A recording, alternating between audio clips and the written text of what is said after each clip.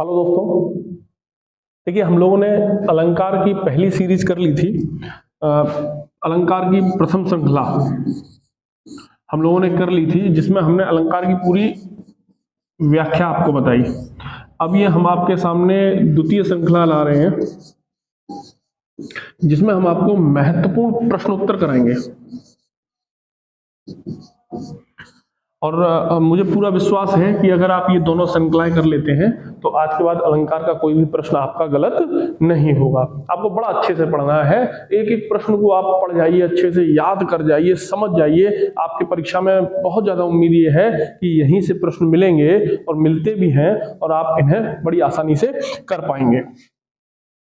जैसे पहला प्रश्न है कि तोपर बारों उर्वशी सुन राधिके सुजान, तू मोहन के उर्वशी है उर्वशी समान। मैंने आपको बताया था जहां एक शब्द एक से अधिक बार आए और उसके अर्थ भी अलग अलग हों तो वहां पे यमक अलंकार होता है। तो इस प्रश्न का उत्तर हो जाएगा बी, यमक अलंकार। अगला देखिए, पीपल पात सरिस मन डोला। यहां पे आपको बताया गया था कि उपमा अलंकार वह अलंकार होता है जहां उपमेय की तुलना उपमान से करते हैं। ठीक है, और मैंने आपको एक ट्रिक बताई थी कि जहां सम, सा, सरिस, सरीखा, सा, सी, से आदि शब्द आ जाए वहां उपमा अलंकार होता है।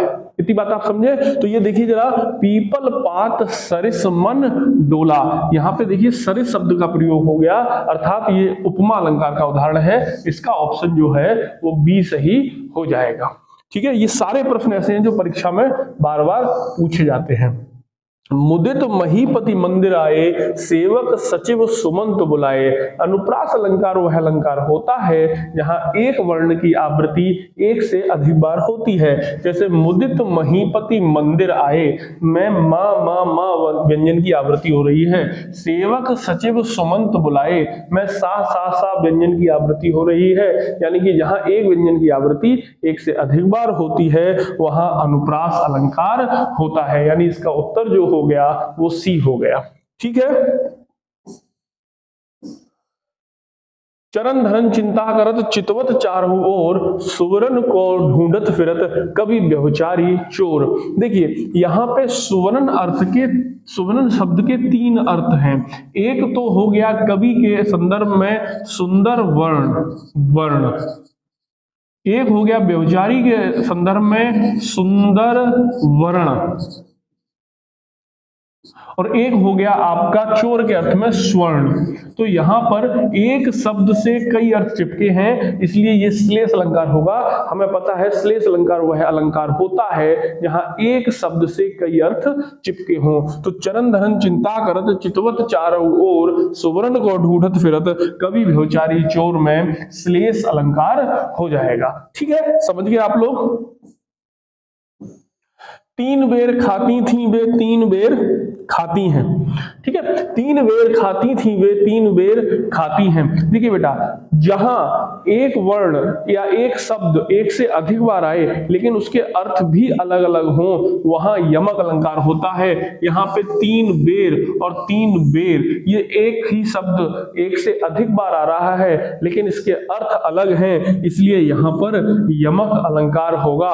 कनक कनक ते सौगुनी मादकता अधिका, या खाए बोराए नर या पाए बोराए। इसमें भी कौन सा अलंकार है? यमक अलंकार है। उस काल मारे क्रोध के तन कांपने उनका लगा, मानो हवा के वेग से सोता हुआ सागर जगा। जहां उपमेय में उपमान की कल्पना की जाती है वहां उत्प्रेक्षा अलंकार होता है। उत्प्रेक्षा अलंकार की एक ट्रिक थी, मानो, मनहु, जनु, जानो, जनहु,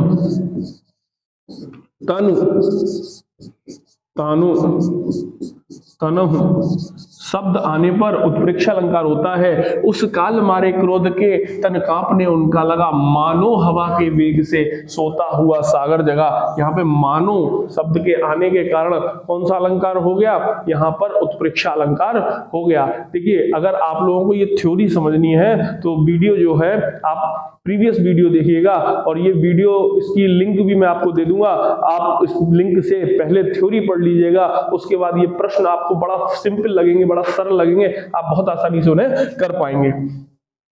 अगला देखिए, इनमें से कौन रूपक अलंकार से संबंधित है। देखिए रूपक अलंकार वह होता है जहां उपमेय और उपमान में इतनी समानता कर दी जाती है कि ये पता नहीं चलता कि उपमेय कौन सा उपमान कौन सा, वहां रूपक अलंकार होता है, यानी अभेद आरोप होता है। देखिए इसका मुख चंद्रमा के समान है, ये तो उपमा अलंकार हो गया, ठीक है ना। चंद्रमा इसके मुख के समान है, ये प्रतीप अलंकार हो गया, जिसमें तुलना वाली चीज को छोटा दिखा दिया जाता है। इसका मुख ही चंद्रमा है, बस यही आपका आंसर हो जाएगा, यानी कि सी ऑप्शन जो है वो रूपक अलंकार का उदाहरण है। इसका मुख ही चंद्रमा है। समझ पा रहे हैं आप लोग कि नहीं समझ पा रहे हैं? थोड़ा सा ध्यान दीजिए बेटा, सब आपको सरल लगने लगेगा।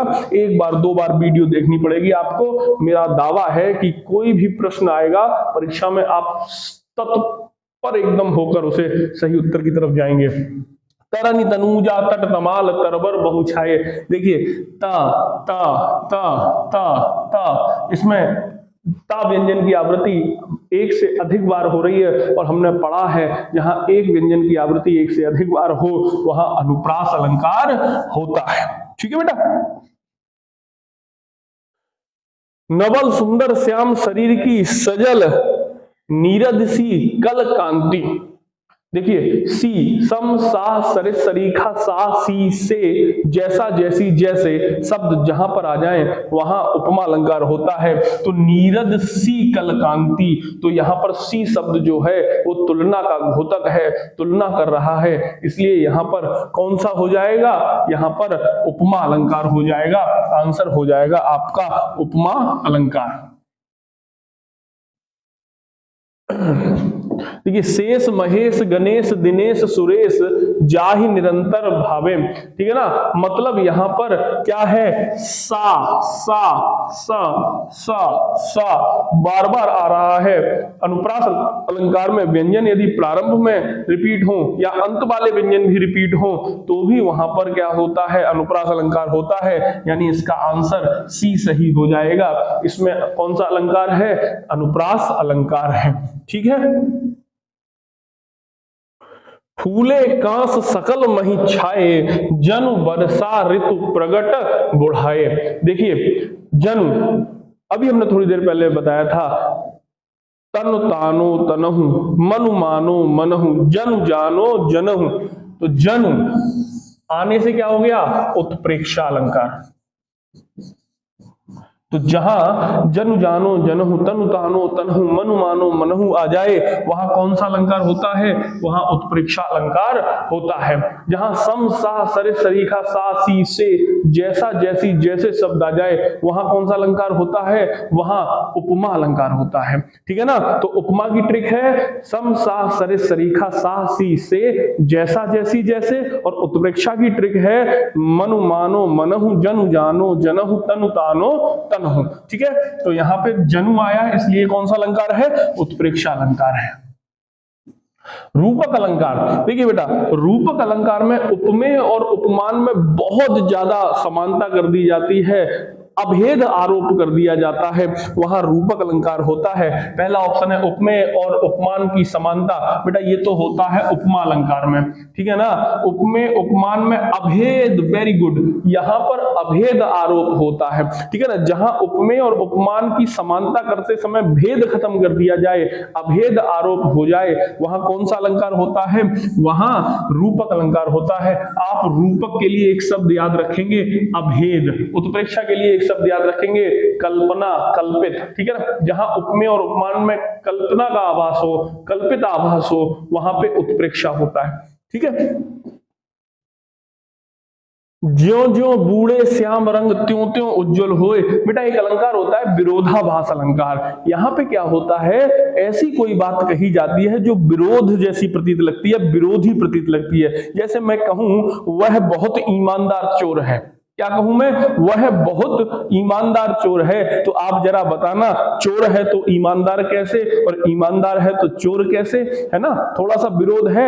वैसे ही देखिए इसमें क्या लिखा है, ज्यों ज्यों बूढ़े श्याम रंग त्यों त्यों उज्जवल होए। जैसे जैसे उसका काला रंग बढ़ रहा है वैसे वैसे वह चमकदार हो रहा है, उज्जवल हो रहा है। तो काला रंग बढ़ने पर चमकदार कैसे हो सकता है, तो यहाँ पे थोड़ा सा विरोध दिख रहा है, इसलिए यहाँ पे विरोधाभास अलंकार होगा, यानी आपका ऑप्शन जो है वो पहला वाला ही सही हो जाएगा। ठीक है बेटा, ज्यों ज्यों बूढ़े श्याम रंग त्यों त्यों उज्जवल होए। या बैरागी चित्त की मति समझे नहीं कोई, या पूरा दोहा क्या है, या बैरागी चित्त की मति समझे नहीं कोई, ज्यों ज्यों बूढ़े श्याम रंग त्यों त्यों उज्जवल होए। मेरे हृदय में जैसे जैसे भगवान श्री कृष्ण का काला रंग बढ़ता है, मेरा हृदय वैसे वैसे अधिक उज्जवल चमकीला होता जाता है। इस तरीके से इसका अर्थ है, तो इसमें विरोधाभास अलंकार हो जाएगा। सिर झुका तूने नियत की मान ली है बात, स्वयं ही मुरझा गया तेरा हृदय जलजात। हृदय रूपी जलजात, देखिए यहाँ पे हृदय की और जल में चलने वाले जहाज की इतनी समानता कर दी गई है कि अभेद आरोप हो गया है। तो यहाँ पर कौन सा अलंकार हो जाएगा, रूपक अलंकार हो जाएगा। जहां पर उपमेय और उपमान में अभेद आरोप हो जाए वहां कौन सा अलंकार हो जाता है, रूपक अलंकार हो जाता है। समझ रहे आप मेरी बात को।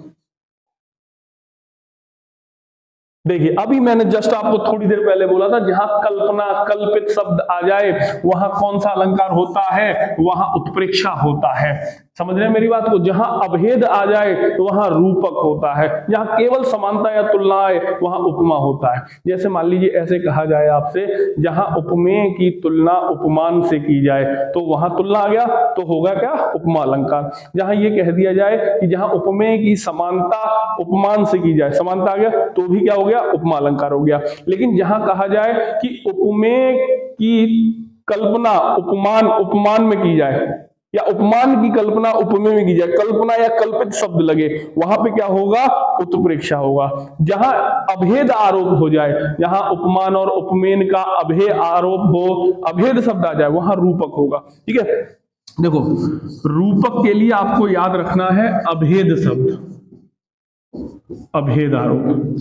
उत्प्रेक्षा के लिए आपको याद रखना है कल्पना,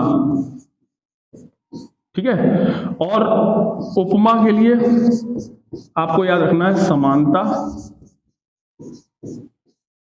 या तुलना।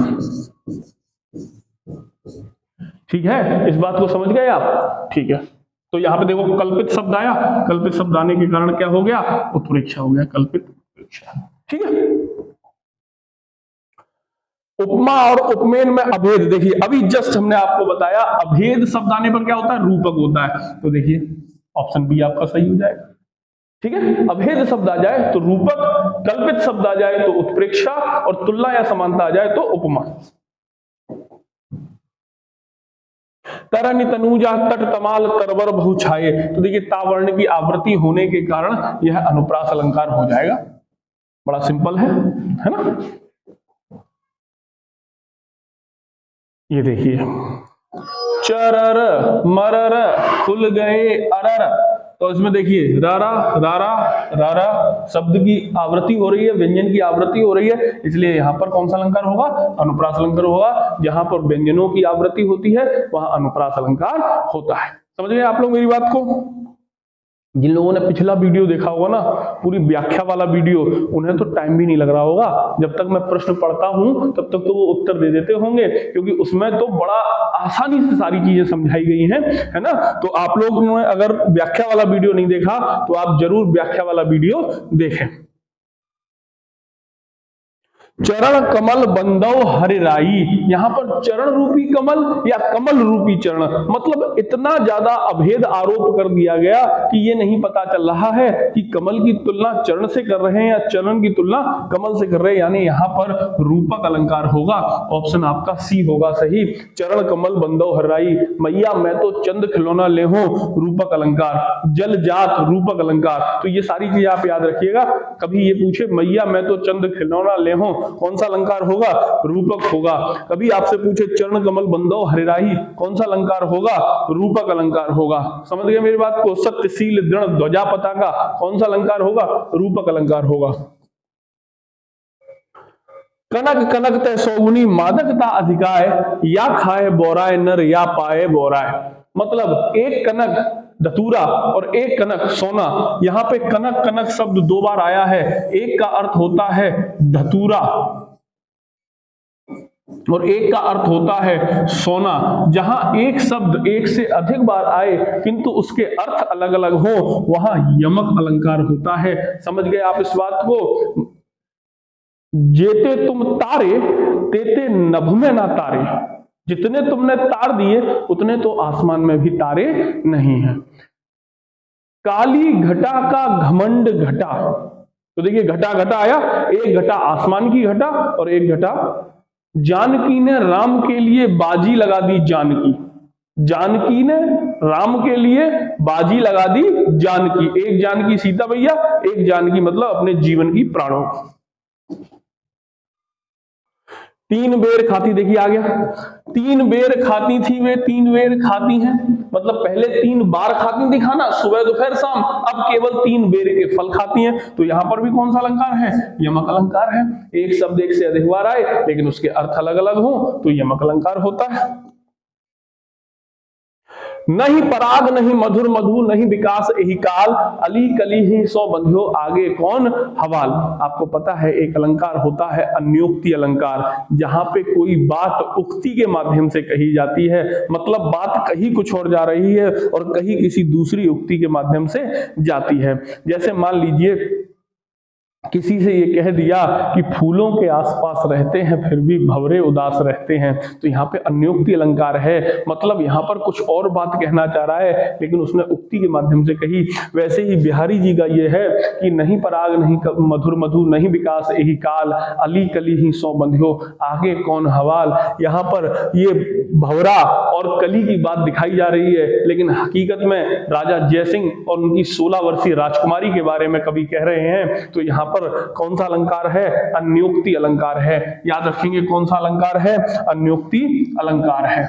इसे आप रट्टा मार दीजिए एकदम, ये बहुत बार पूछा जाता है। नहीं पराग नहीं मधुर मधु नहीं विकास एहि काल, अली कली ही सौ बंध्यो आगे कौन हवाल, कई बार पूछा जाता है। अन्योक्ति अलंकार है, धुआंधार एकदम पढ़ जाइए, है ना। अभी नहीं पढ़ पाए तो कभी नहीं, अभी नहीं तो कभी नहीं, समझे। कबीरा सोई पीर है जे जाने पर पीर, कबीरा सोई पीर है जे जाने पर पीर, जे पर पीर न जानिए सो काफिर बेपीर। मतलब पीर पीर पीर, एक शब्द एक से अधिक बार आए किंतु उसके अर्थ अलग अलग हों तो कौन सा अलंकार होता है? यमक अलंकार होता है।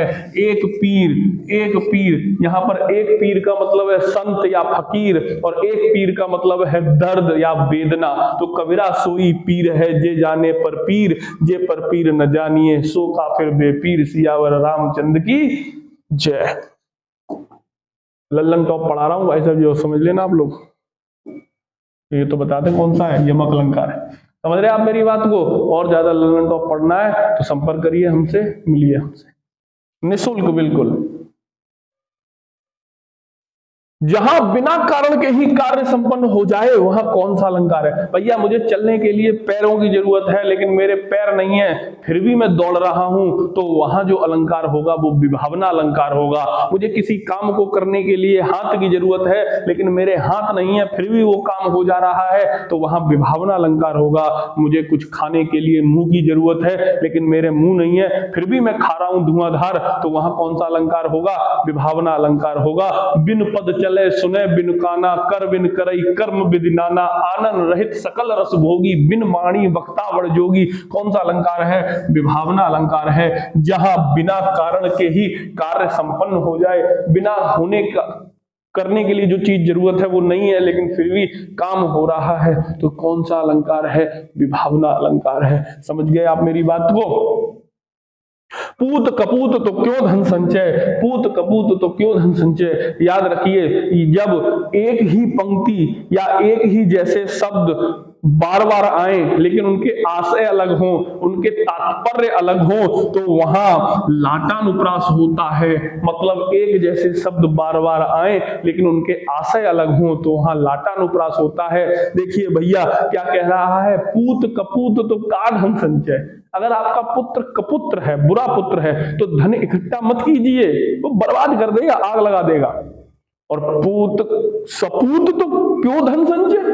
और पुत्र अगर आपका सुपुत्र है, अच्छा है, तो भी भाई साहब इकट्ठा मत करो। क्यों? वो तो खुद ही पैदा कर लेगा, खुद ही धन कमा लेगा। तो इसका सार ये है कि धन इकट्ठा मत करो, जितना भी आपके पास है सब हमें दे जाओ। समझे? हाँ मजाक कर रहा हूं। पूत कपूत तो काधन संचय, पूत कपूत तो काधन संचय कौन सा है? लाटानुप्रास। इस बात को ध्यान रखेंगे, कौन सा अनुप्रास है? लाटानुप्रास है। जहां उपमेय में उपमान की समानता की संभावना व्यक्त की जाती है, वहां कौन सा अलंकार होता है? देखो समानता, मैंने कहा समता या तुलना शब्द आ जाए तो कौन सा होगा? उपमा अलंकार होगा। जहां कल्पना आ जाए उत्प्रेक्षा, जहां अभेद आ जाए रूपक, और जहां समानता या तुलना आ जाए वहां कौन सा होगा? उपमा होगा। Very good. उपमेय पर उपमान का अभेद, देखिए आ गया अभेद शब्द, अभेद देखते ही रूपक पे जाएंगे। किस पे जाएंगे? रूपक। ये सब बेटा परीक्षा में पूछे हुए प्रश्न है, समझ रहे हो आप मेरी बात? विभिन्न परीक्षाओं में पूछे हुए प्रश्न है, तो बड़ा इंपॉर्टेंट है। नाक का मोती अधर की कांति से, बीज दालिम का समझकर भ्रांति से, देखकर सहसा हुआ सुख मौन है, सोचता है अन्य सुख यह कौन है। तोता जो है वो परेशान हो गया, भ्रांति में पड़ गया कि ये क्या लफड़ा है। तो इसलिए जब यहाँ कोई भ्रम की स्थिति उत्पन्न हो जाए तो वो क्या है? वो भ्रांतिमान है। इसकी फुल डिटेल के लिए आप थ्योरी देख सकते हैं, उसमें मैंने पूरा डिटेल एक एक अर्थ के साथ समझाया है। ठीक है। रावण सिर सरोज बनमाली, चल रघुवीर सिली मुखदारी। देखो जब एक शब्द के साथ कई अर्थ चिपके हो तो वहां पर श्लेष अलंकार होता है। यहाँ पे एक सिलमुख का अर्थ भंवरा भी होता है, सिलमुख का अर्थ तीर भी होता है, तो इसलिए यहाँ पर कौन सा अलंकार होगा? यहाँ पर श्लेष अलंकार होगा। इस बात को आप ध्यान में रखिए। सिलीमुख का अर्थ यहाँ पर कई अर्थ होते हैं। ऊषा सुनहरे तीर बरसाती हुई, जय लक्ष्मी सी उदित हुई। देखिए ऊषा, जहां कोई अजीवित वस्तु का वर्णन इस प्रकार किया जाए कि वो वस्तु जीवित मालूम पड़ने लगे तो वहां मानवीकरण अलंकार होता है। यहाँ पे ऊषा जो है प्रातः काल के समय का वर्णन किया जा रहा है कि ऊषा सुनहरे तीर बरसाती हुई, जय लक्ष्मी से उदित हुई। लेकिन देखने में ऐसा लग रहा है कि वही ऊषा है, वो तीर चला रही है और आगे बढ़ती चली जा रही है। तो यहाँ पर क्या है? निर्जीव का सजीव की तरीके से चित्रण किया गया है, इसलिए कौन सा अलंकार है? मानवीकरण अलंकार है। ठीक है, समझ गए इस बात को? वीडियो थोड़ा सा जल्दी में इसलिए बना रहा हूं कि आप कम समय में ज्यादा प्रश्नों को देख लें और बार बार देखें, एक भी प्रश्न छूटना नहीं चाहिए। ठीक है ना? बिनु पद चले सुने बिनु काना, कर बिन करई कर्म विधि नाना, आनन रहित सकल रस भोगी, बिन वाणी वक्ता बड़ जोगी, सियावर रामचंद्र की जय। तो भैया एक चीज समझो कि बिना पैरों के चल रहा है, बिना कान के सुन रहा है, बिना हाथ के दुनिया भर के काम कर रहा है, बिना कारण के ही कार्य संपन्न हो रहा है कि नहीं हो रहा है। तो कौन सा अलंकार? विभावना अलंकार। अभी इससे पहले बताया था जब बिना कारण के ही कार्य संपन्न हो जाए तो कौन सा अलंकार होता है? विभावना अलंकार होता है। कल कानन कुंडल मोर भगा रुपए बनमाल विराजत है। लाला कल कानन कुंडल, का की आई आवृत्ति, का व्यंजन की आवृत्ति हुई, तो जहां व्यंजनों की आवृत्ति हो वहां अनुप्रास अलंकार होता है। ठीक है। पूत थपूत तो कहा, अभी देखिए हमने थोड़ी देर पहले किया, ये लाटा अनुप्रास का एग्जाम्पल है। ठीक है, ये देखिए कितनी परीक्षाओं में आया, इसलिए बार बार रिपीट हो रहा है। काली घटा का घमंड घटा, ये भी हमने बताया। एक घटा आसमान की घटा और एक घटा मतलब कम हो गया, माइनस हो गया, तो यमक अलंकार। ठीक है।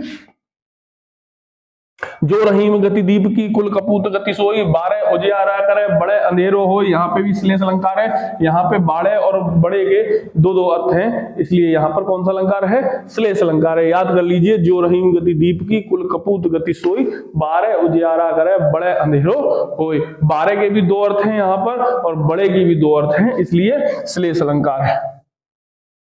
बालों को खोलकर मत चला करो, दिन में रास्ता भूल जाएगा सूरज। ओहो, क्या भाई, कैसी कैसी बातें कर देते हो। कभी कभी क्या कह रहा है? बालों को खोल के मत चला करो साहब, दिन में रास्ता भूल जाएगा सूरज। मतलब किसी भी बात को इतना बढ़ा चढ़ा के कह दिया जाए कि वो सत्य से ज्यादा प्रतीत होने लगे, तो वहां अतिशयोक्ति अलंकार होता है। तुम कितने बाल खोल के चलो, रास्ता सूरज नहीं भूल सकता।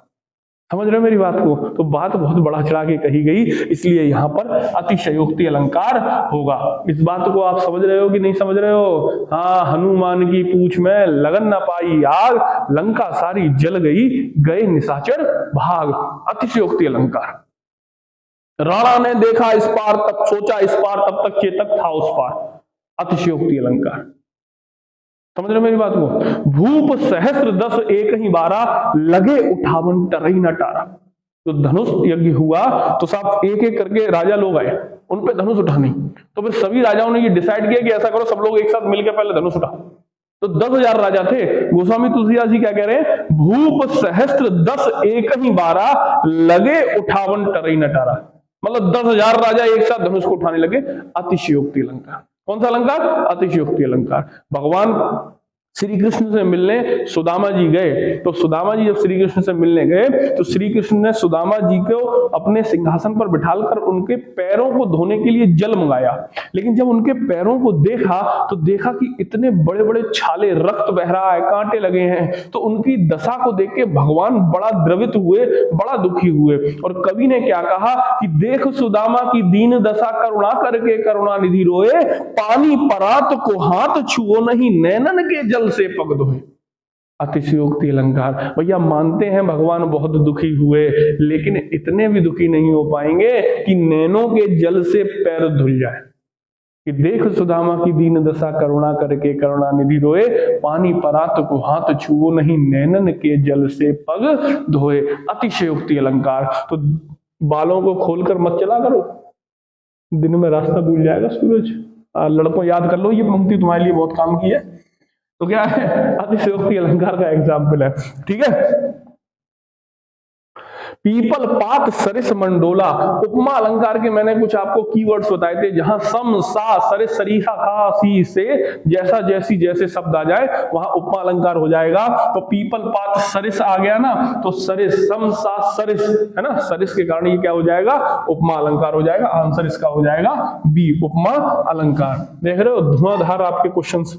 मुख बाल रवि सम, सम सा सरिस सरीखा, यहाँ पे क्या आ गया? सम आ गया ना, तो ये कौन सा हो जाएगा? ये भी उपमा हो जाएगा। उपमा की ट्रिक क्या है? सम सा सरिस सरीखा सा सी से जैसा जैसी जैसे। मैंने ये बड़ा डिटेल से समझाई है आपको प्रीवियस वीडियो में, लिंक में आपको वीडियो मिल जाएगा, आप देख लीजिए अगर एक बार नहीं देखा। एक एक अलंकार आपको रट जाएगा, एक एक अलंकार की ट्रिक मिल जाएगी आपको। ठीक है। तो यहाँ पे उपमा अलंकार है। पायो जी मैंने राम रतन धन पायो, राम रूपी रतन पाया मैंने। रूपक अलंकार, अभेद आरोप कर दिया, तो राम रूपी धन पाया। रूपक अलंकार। पायो जी मैंने राम रतन धन पायो। रूपक अलंकार। मैया मैं तो चंद्र खिलौना ले हूं। रूपक अलंकार। सत्यशील द्रोण ध्वजा पताका। रूपक अलंकार। समझ रहे हो मेरी बात को? चरण कमल बंदो हरिराई। रूपक अलंकार। चरण कमल बंदो हरिराई। मैया मैं तो चंद्र खिलौना ले हूं। पायो जी मैंने राम रतन धन पायो। हृदय रूपी जलजात। कितने कौन से अलंकार? रूपक अलंकार। पेपर पेन में से एक मिल जाएगा, बात खत्म। मोस्ट इंपॉर्टेंट क्वेश्चंस मैंने आपको दिए। बहुत मेहनत लगती है इन सारे प्रश्नों को निकालने में, बहुत मेहनत लगती है इन्हें ढूंढने में। बहुत मेहनत लगती है ये प्रयास करने में कि वो प्रश्न रखे जाए जो परीक्षा में मिले। अगर आपको वास्तव में ये लगता है कि ये आपके काम के हैं तो एक लाइक कीजिए, शेयर कीजिए और सब्सक्राइब जरूर कीजिए। शेयर तो सब लोग कीजिए, ठीक है। थैंक यू, जय।